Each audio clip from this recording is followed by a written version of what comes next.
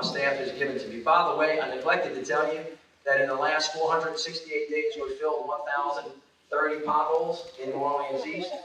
We have fixed 778 streetlights. We've cleaned 82 catch basins, and we have repaired a number of street signs. We know we have a long way to go, but last year, you may recall that you said you wanted to put money towards that. We did that, and we've made substantial progress. But like we talked about with code enforcement and other things, we're finding out where you need to put money to make money and where you need to put money for robust enforcement. That's why those statistics help us out. So let me try to run through some of these. Ms. Cantrell, how are you? I want you to meet Jackie Clarkson. You can tell her yourself. No, I'm just kidding. I'll tell her. Jackie, you walked in after Ms. Cantrell. She wanted me to tell you that last week you gave me a compliment, and you said the city was being run very well, and you felt like it was like in the 50s or 40s, 50s, and 60s. Yes. Well, I know. Wait. You asked me to tell her something. So let me tell. Did you? Okay. And Ms. Cantrell wanted me to tell you that's offensive. The African American community, people didn't have a good time in the 50s and 60s. And that's a bad reference point. So please find another one. And she understands what you were trying to say, but that's why she was here. Right? Do I get a chance to respond? No, I know. Jackie. I don't get a chance to respond. Would y'all this, you know as well as I do, Ms. Clarkson did not intend to communicate, but that's what she wanted me to do. I have to let the council lady respond if you can do it in 30 seconds. Okay? So Jackie, I think you should.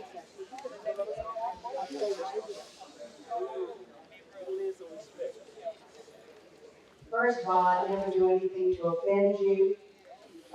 I opened a business out here in the 70s because I believed in you, and I've always believed in you. It was a real estate company. I owned it. My first office I opened was in the East.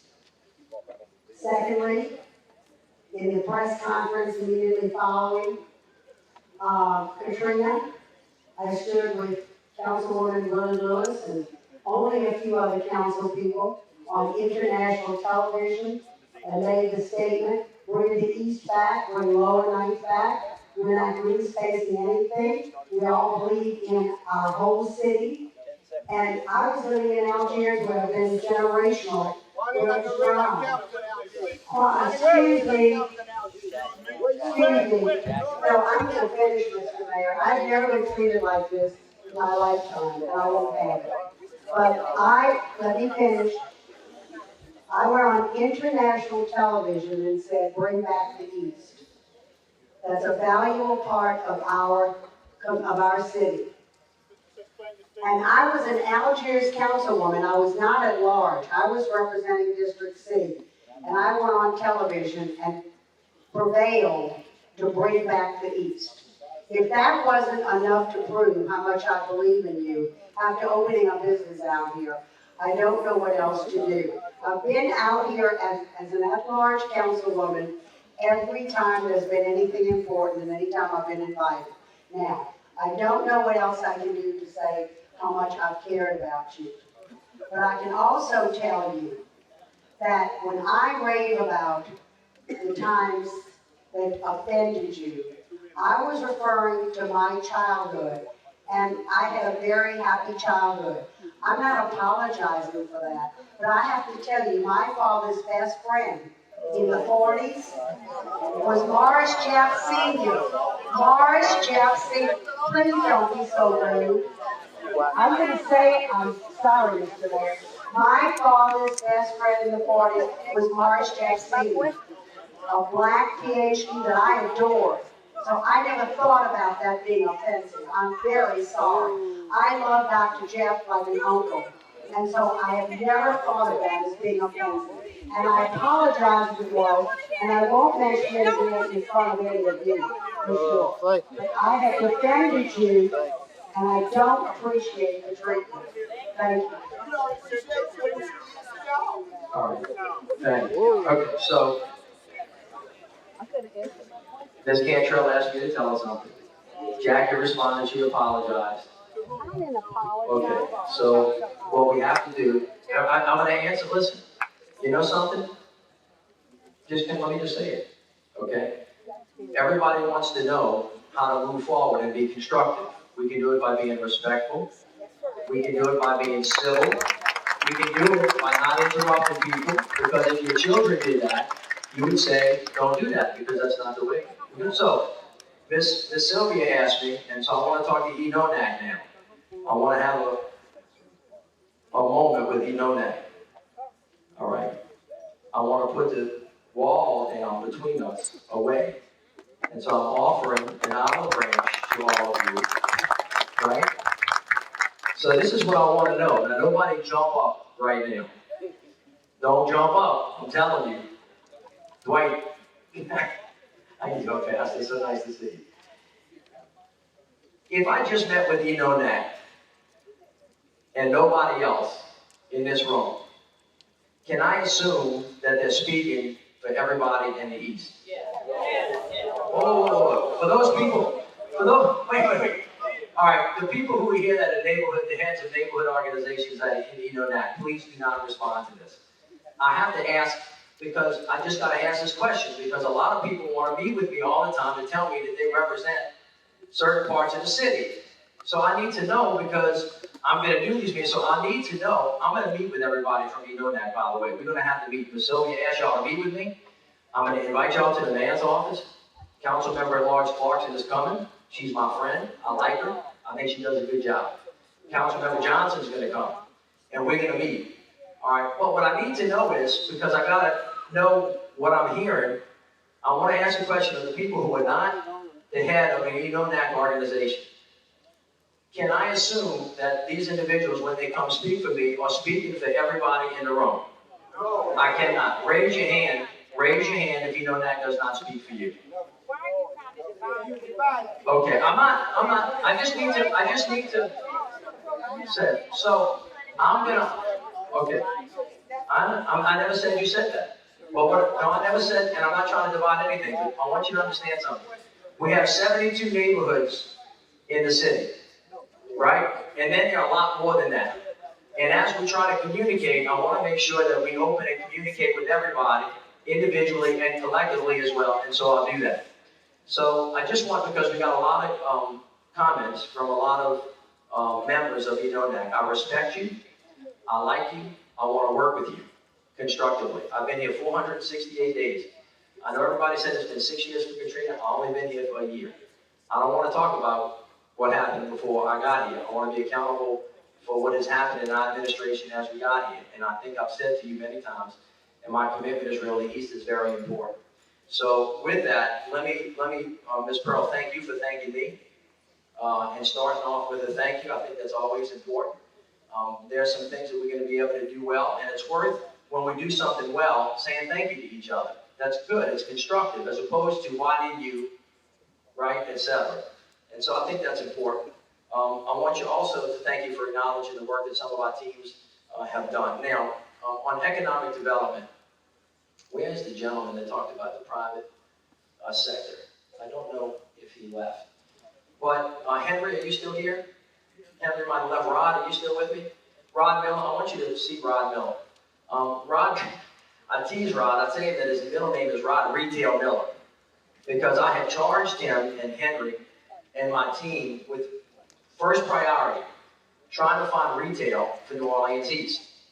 So I want to walk through this with you, because we're very frustrated that we don't have it. We're trying to get it all the time. I don't know that many of you know this, but you probably know this, and some other folks that have been working in Gentilly Woods, right?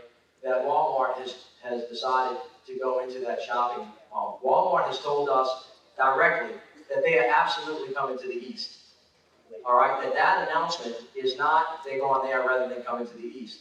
I'm going to tell you the challenge with bringing Walmart here. Walmart needs to buy a piece of property, and people heard they were coming. I know, so Walmart's trying to find a piece of property that makes sense for them. Businesses, now, the other way we can do it, this is true about the hospital, so we're going to talk about this. If you want to create an incentive for businesses to come, you have to give them a tax credit or a tax break. That's your money. The amount of money we give them in a tax credit or a tax break or a subsidy is money that you may want to spend on the hospital. Or it's money that you want to spend on an art playground. Or it's money that you want to spend on the road. For example, the TIF, Tax Increment Financing District, which the city council passed a couple years ago, for the most part, when the state and the city put their nickels together, is going to give the developers $80 million over 12, 20 years to create an incentive for the businesses to come. What that incentive means is you don't have to pay as much in property tax. You know who pays the property tax when they don't? Miss Fee. Right? Fees. So she wants to know what happens with fees. The gentleman in the back talked about, well, is the value of property the right way, et cetera, et cetera. And so I can tell you, we're frustrated, we're working hard, but private business, right, has got to be able to make it work. And we do, in fact, have to convince them to come to the east, and we are every day. And we are very, very close to waiting on the state to give an agreement to that tip. The city's been done for the past 8 months. We're waiting on the state, and we're going to focus on retail out in New Orleans, East Lake. I agree that the hospital is the anchor. The hospital is the anchor. That's the piece that has to fall into place sooner rather than later, and we're working on that. On Sewage and Water Board, Pearl, what you were talking about, and some of you alluded to this earlier, is that we don't have good coordination in the city between Sewage and Water Board and the Streets Department. So you see this in some areas where we'll go fix a street and then Sewage and Water will come dig it up again. That's why the legislature changed the law, and now Cedric Grant, the deputy mayor, Cedric, raise your hand, runs the infrastructure for the city, and now is the point person at Sewage and Water Board to make sure that both of those things are pushed together. And in terms of grass cutting and making sure that there is really good continuity between the two, Cedric's going to look into that. On I-10, y'all gave me a little bit of grief. The man's not responsible for I-10. That's federal funds. Why are you taking credit for something that you didn't have nothing to do with? Now, you didn't exactly say that, but when you were wrong, that's what you meant, right? All right, so I said it. So here's the thing.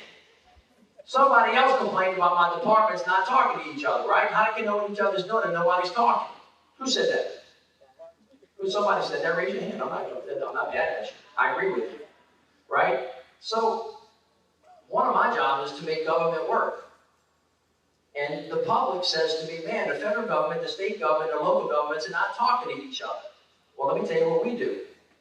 We went to President Obama and said, we got all kinds of things happening on the federal level. The different agencies are not talking to each other. The state's not talking to each other. So we all sit in a room together. And we say, what needs to be fixed in the city? And we have a list. And we say, that's federal, that's state, that's local. So somebody said about Magazine Street. Man, they fixed Magazine Street. I guess that means they fixed the street uptown. Is that what that means? That's kind of old. They didn't fix it out here, but they fixed it uptown. All right, so let me explain it to you. It came to Submerged Roads Program. What's a Submerged Roads Program? Wait, what is it? What is it? It was the same money that should have been allocated No, for Morrison Road. you're wrong. So what I'm saying, I'm making a point about federal state. The Submerged Program is a state program. So when it came into the city, because it was in the city street, the city got together with them and said, wait a minute, you can't do that road the way you're going to do that. You got to do it a smarter way so as not to close down the businesses. So it was a coordination between the city and the state.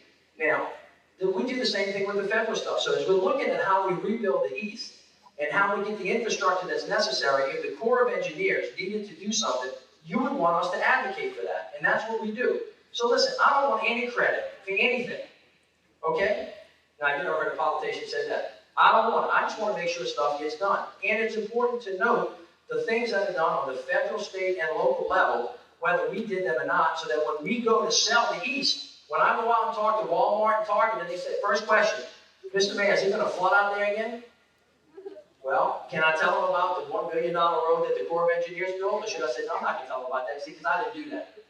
Right? Or when they say, is there a highway I can come in? Can I tell them about the I-10? Or should I say, no, I don't need to tell them about this because I didn't do that. So my point to you, my friend, is that we are coordinating every day with President Obama's team. They're in our office, the state, and the city to make sure that the federal, state, local projects are working so that they get put together, and we have a lot of work to get that done. So again, when I mention things like that, I don't need the credit. I'm just really not interested. What I'm interested in is it being coordinated and it working. So when I mention things like that, it's meant to give everybody a complete picture of all of the things that are happening all around the city because they all have to fit together. And you'll hear me say that more. All right. Ms. Gladys Bowman, thank you so much. She said we take her money still, but we take it with a smile. Right? So last year, y'all told us, you know what? City Hall ain't no fun to come to. Can't get an answer, people don't respond to us. So Ann Duplessis, Ann, where are you? Ann and our team basically heard that and said the public wants better customer service. So for those of you that have been to City Hall lately, you know that it looks really nice now. And when you come in the front door, there's a desk there, and there's somebody at the desk that actually says, "Welcome to City Hall." And we're trying to get much, much better at customer service. On December 1st, our new office is going to be set up to where and customer service is very important. Now, we know we have a long way to go because you cannot retrain an entire workforce in 468 days, but we are focusing on customer service. And we have heard at every meeting that we have gone to that it's getting better. We know that we have a long way to go. We know that sometimes when you still call City Hall, somebody says, "Baby, I can't help you," and they hang up. Really what we want them to say is, "I'm sorry, I don't know the answer, but I'm going to find the person who does. Please hang on, I do know how to connect you. And I will get you to the department that you need, and we will get you an answer." We are trying to mirror, it's called a 311 system that they have in Boston, where you call, Pastor, you would call, and you would say, "I'm Pastor, I need this pothole filled," right? And you get a minute later an email back that said, "Pastor, we got your complaint, here's the number of your complaint, we'll send it to the streets department, that pothole is going to be filled in the next 7 days." That's where we're going.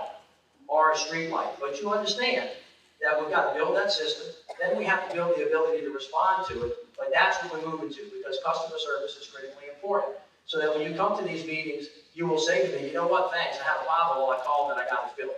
And we got a lot of them to do. So Glass, I thank you for that. She talked about open and effective government. I agree with you. And having the budget available, we open meetings, we'd love to have you come to the budget meetings to walk through. All right, Linda Williams, Old Home needs to come down. I want you to meet Jeff. Jeff, would you please stand up? Linda, where are you?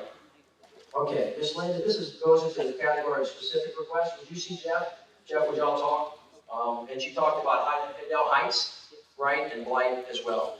All right, Rachel Burns, economic development in stores. I talked a little bit about that already. Again, very important because there's no reason, absolutely none, why there can't be a first-class mall on the I-10 corridor in New Orleans East, right? You got it in Gulfport, you got one in Baton Rouge. I don't get it. I think people have redlined New Orleans. That's my personal opinion. We got to go out and sell it to them, right? We got to go give them the statistics. The issue on Lake Charles, who raised it, Lake Charles? You did. Yes, ma'am. Very exactly right. Lake Charles has 78,000 people in it. They got hospitals and they got malls, right? So New Orleans East is robust enough to where we should be able to attract them. And we're going to get on that and we're going to keep doing it in a very aggressive way. So I thank you for that. Ms. Tran, I loved your comments. Hospital, I'm going to talk about that in a minute. Young children need elder community center, and I agree with all of those things. She really kind of talked about security, if you think about it. She said, we got to have a place that we get to be taken care of. We have to have a place for kids and then elders. And she talked about generations, and I think that's really important, and I thank you for that. Ms. Sylvia, thank you. It's nice to see you again, and I appreciate it. Thank you for saying you want to work with me. I want to work with all of you as well. In our shop, we don't mind passion, right? We don't mind aggressive. That council member right there is very aggressive and a great advocate, but we like constructive. And one of the things we like to try to work through is trying to find not just a complaint, but an answer. And I think a number of things y'all said tonight were very, very constructive, and I thank you for that.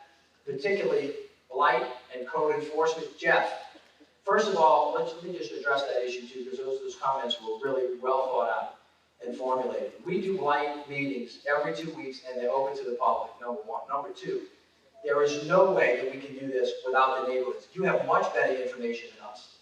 Absolutely, no question about it. When a neighbor's walking down the street and coming up with specific stuff, you got it and it's better than ours. And the reason why we have public meetings is because, Daniel, when you come to the meeting and you bring your stuff, and my team says, we went out there, Daniel can say, no, you didn't.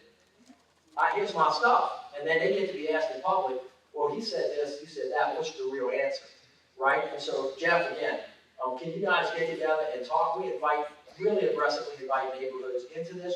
You know it, and yes, in terms of budgeting, I don't know that you can do this on the macro level, Councilman, but certainly in their office, we can certainly prioritize the neighborhood, because you have to prioritize first. You have to say, this thing's more important than the next, and we will absolutely give credence to that. So I thank you for that.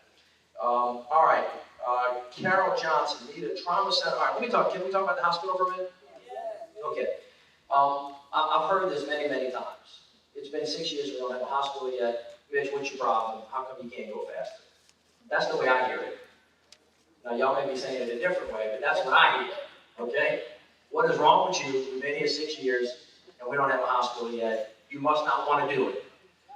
You open an urgent care center, you ought to be ashamed of yourself.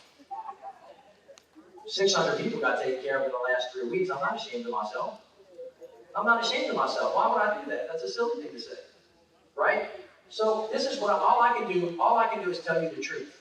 I know what you want me to tell you. You want me to tell you that I'm going to go find $110 million tomorrow morning, that I'm going to start building that hospital, and it's going to be finished next week. That's what you want me to tell you, right? Okay, you know why I can't tell you that? Because I can't do that.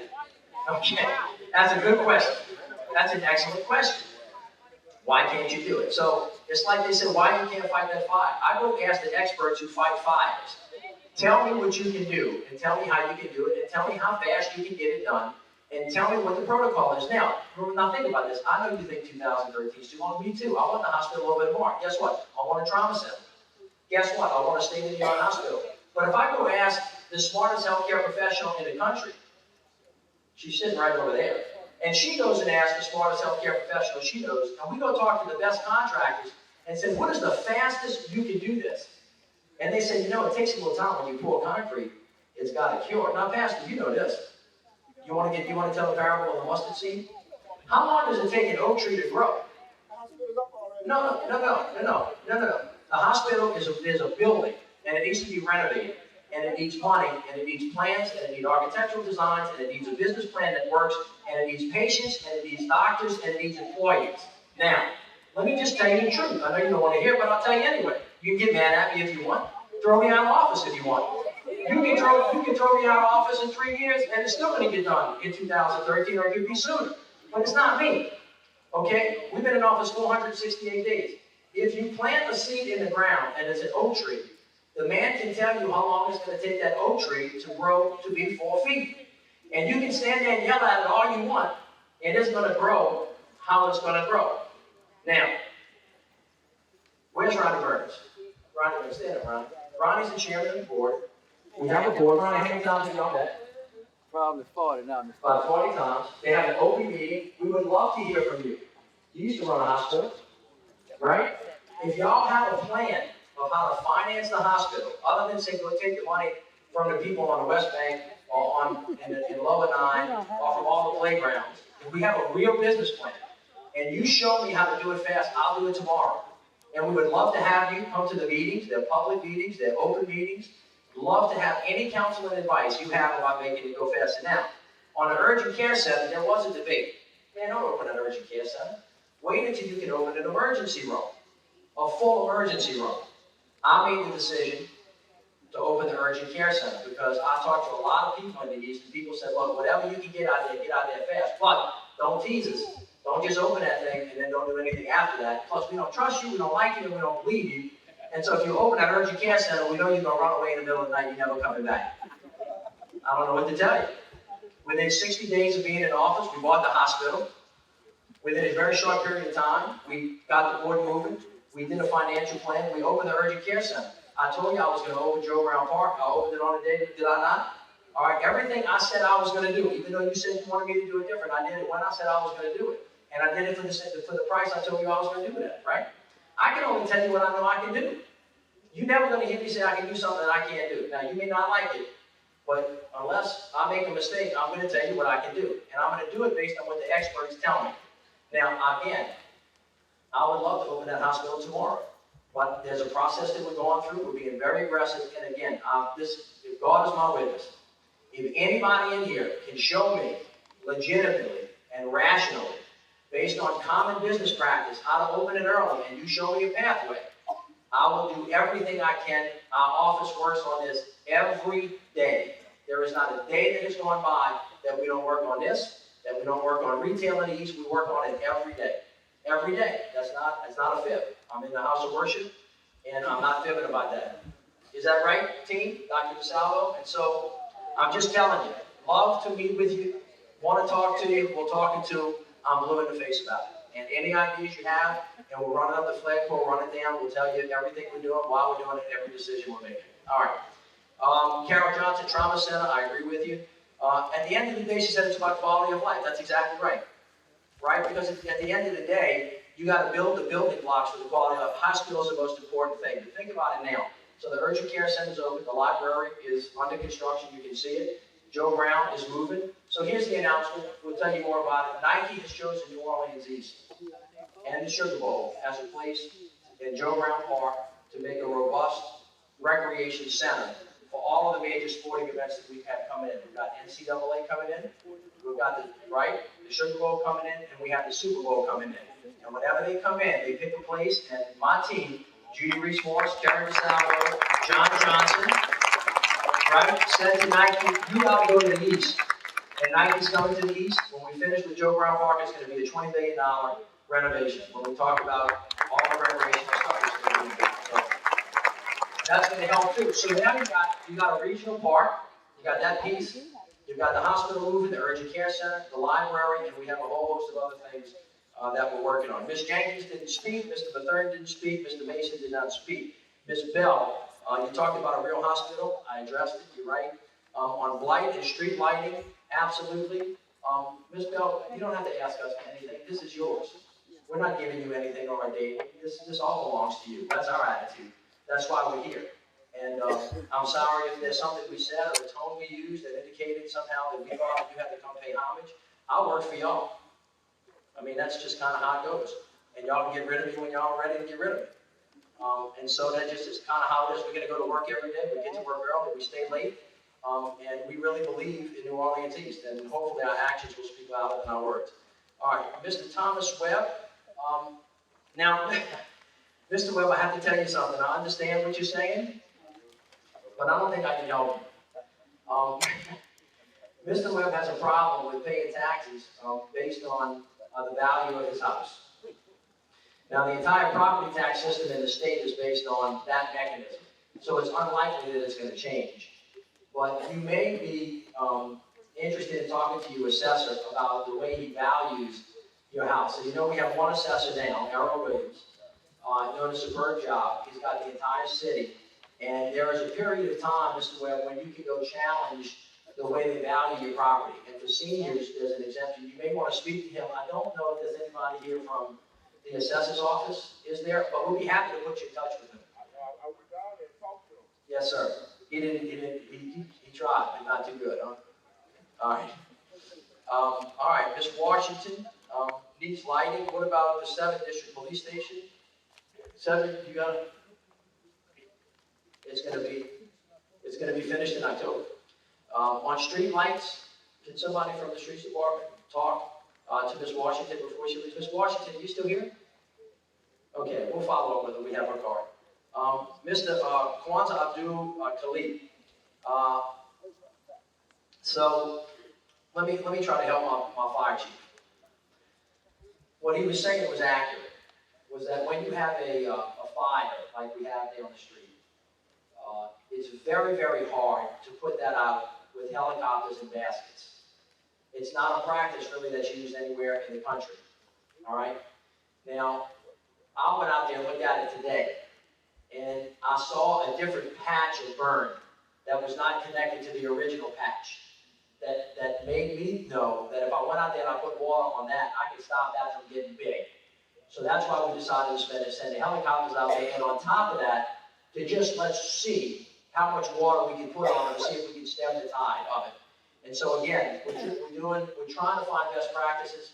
We can run out there and do cartwheels and flips and act like we're doing something and wind up spending your money and not, kind of getting a good result, but we didn't want to do that. So what we did was declare an emergency. You got a bunch of helicopters out there now. I think, they're probably down now because it's dark. But tomorrow morning, you'll see 9 helicopters, and they're going to stay there until we get the best we can out of it. All right? So I thank you for that. And he talked about the private sector, and he knows this. At the end of the day, it's like anything. Anytime somebody wants to come do business in the city now, they ask us what we're going to give them. So what happens is they go to these financial boards and they say, why don't you waive my property taxes for 10 years? Well, this gentleman can't pay his property taxes, he pays. But every time we waive property taxes or sales taxes, incentives that are okay, it winds up coming out of the public's pocket, and we have to balance that. And so this is, my mama used to tell me, and it's true, ain't nothing free. Right? If you give somebody a break here, somebody over here is paying it. So what we're trying to do is make sure that we have the assets available to get that done. Mr. Calvin Elwin did not speak. Ms. Quintal, you know Cynthia Morrell, don't you? She's the chairman of the committee that oversees Entergy. All right? So you can chit-chat. I don't know exactly what fees that you're talking about, but here's the point. Nickel and dime me to death. So we have a tax system in New Orleans that's not really balanced. Some people pay more property taxes than they should. We need fair assessments. There's some industries that have exemptions that they shouldn't. So I appointed the tax commission to look at that. They'll be proposing things to the legislature to deal with so that we can balance off the fees so that they don't get too onerous. Now, Bass Pro. There's some rumor flying around the east. I don't know who started it. I'm going to start starting rumors because they're so easy to start, especially the ones that are most untrue. Right? It's easy to do that. It causes all kinds of pain. I told Bass Pro not to come to the east. You got to go downtown. Well, that's not true. Okay, evidently Bass Pro came to the city before I was the mayor and talked about going all over the place and looked everywhere. I met with Bass Pro once since I was here. They said, Mr. Mayor, where do you want us to go? I said, you want to go where it works for you, right? Go look in the east. If it doesn't work in the east, go look somewhere else. If it doesn't look somewhere, but don't leave. Don't go to Jefferson. Don't go to St. Bernard. Stay in Orleans Parish. But go out in the east, look, all right? I haven't heard back from Bass Pro. I don't know whether Bass Pro's coming to the city or not. I wish they would come. But let me just say this, wherever I can grab them, I'm going to grab them. If I can get Nike to come out to the east, I'm going to come out to the east. But if Bass Pro says, I don't want to go to the east, and if you make me go to the east, I'm going to go to Gonzales, I want to let them go wherever they can go, right? So I don't know, I haven't heard from them yet. I hope they come.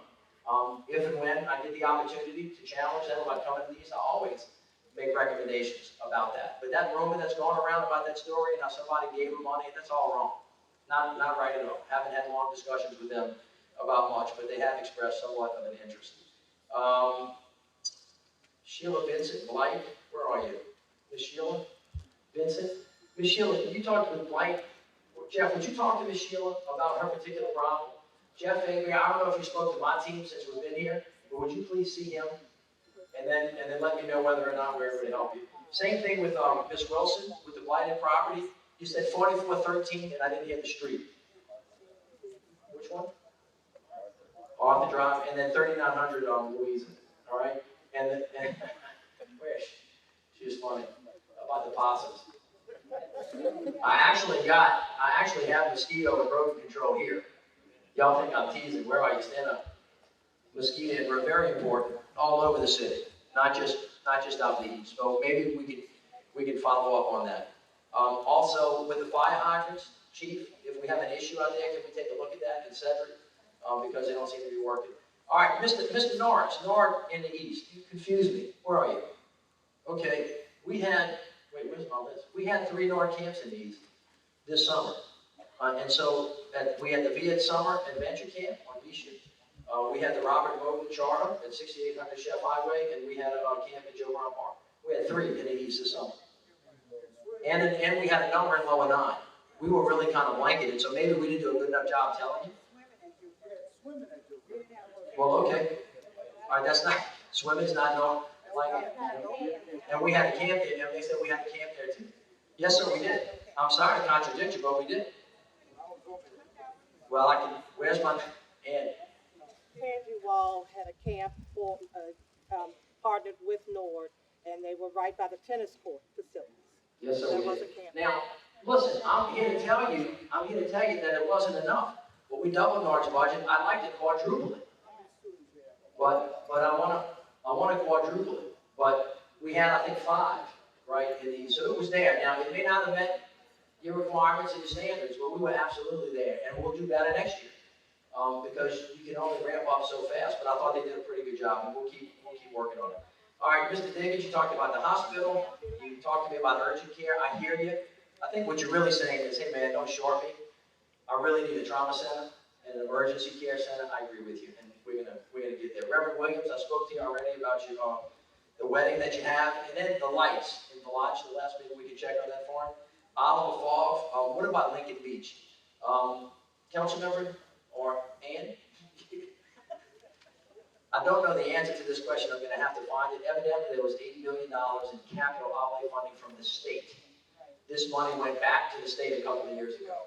I do not know where it is, because I didn't know the question was coming tonight, but I will check on that for you, if I can. Let me say again, on the state, I know a little bit about it, because I was in the legislature for a while. If you had money in the capital outlay bill, and it was time for you to take it, and you sent that money to the city, for example, and they didn't take it, and you went back into session, somebody could take your stuff. And it happens all the time, right? And so that may have happened here, I don't know. But I will look into that, and if you would allow me to get back to you, where are you asking that? Thank you. If you would you allow me to get back to you on it, I'll do it. All right, Ms. Prudhomme, Nora, where are you, Ms. Prudhomme?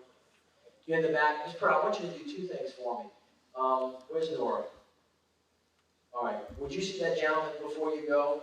Lot next door, and then on economic development, we do have programs to help businesses in New Orleans. Y'all may have seen that Goldman Sachs partnered with us and gave the city and the Community Development Financial Institution $21 million in capital to set aside for small businesses that we helped put through a executive MBA program at Delgado. So we had 100 businesses that applied. You have to be in business for about 2 years from the city. 31 people got chosen. They went into a 6-month executive MBA program. When they came out, they were able to borrow money up to $500,000. Each one of those small businesses, women, local, minority-owned businesses, added 4, 5, 6, and 7 employees. So we had pest control. Sorry, the possum lady left. But we had pest control. We had the demolition diva. Maybe you've seen her around. We had martial arts folks. They actually got to know each other really well, and working together, and they grow in their businesses. So I don't know whether you fit, but we absolutely have programs, and perhaps we just haven't introduced you to the folks that know how those programs work. So we'd love to be able to do that with you. All right, just a couple more. When will construction begin on Morrison Road from Gannon to Paris Road? Senator, do you know that? I don't know that. I'm sorry? It's not a project right now? Okay, here's the bad answer. We don't have a plan to do that right now. Right, now that's a direct answer, isn't it? Not a good answer. No, well, that's the answer right now. Now, that doesn't mean that it can't become one. It doesn't mean that it can't become, but we'll put that on the list. Can we just address that as we go forward? All right. Also, you mentioned cyclists. There was an issue, I guess, with maybe a bunch of cyclists. John, you know what that was? Do you want to address that really quick? We've determined and said in no uncertain terms there were people who were blocked in when that group came through here on bicycles. That is definitely not going to happen again. We've made them aware of it, and that will not happen again. Thank you, Council Member. Okay, Mr. Sanders, okay, who gave his time to Mr. Hamilton, and I've spoken to Mr. Hamilton already and to Dana, so I'm going to address both of y'all as well. Both excellent ideas, both structural reforms, all really important stuff, and if you can get with our team, I think you'll be favorably impressed with the answer that you get from them. And then Ms. Gloria Carter, okay, where's Ms. Carter? Everybody's welcome. Section 8, maybe not so much, but if you do it right, right? And so this is about being personally responsible. So one of the major challenges that we have, for example, on blighted property that's overgrown is owned by people, and they're not doing what they're supposed to be doing. Now, in some instances, somebody asked a question and I didn't answer it as well as I should have. The city does not have the authority to go on people's personal property and do stuff unless and until enough bad things happen. Enough code violations, the building's going to fall down, it's an imminent collapse, etc. Because at the end of the day, remember, how many LLT properties do we have in the city? Do you know? About 5,000. How much does it cost to cut an LLT property? A lot. Here's the point. If we start taking care of everybody's property and they're supposed to be taking care of themselves, that's about a $50, $60 million budget. There's your hospital. Just how this thing rolls out, right? Tax credit for stores that come in, there's your hospital, right? So we got to really think, and so what we're trying to do is force through the enforcement mechanism. So you ask for more enforcement officers, right? To really get out and to make people be responsible for their own stuff. And then to put teeth in the law so that if they don't do it, then that we can then take it from them. But even if we took it from them, and the city winds up owning all this property, you become a big landlord.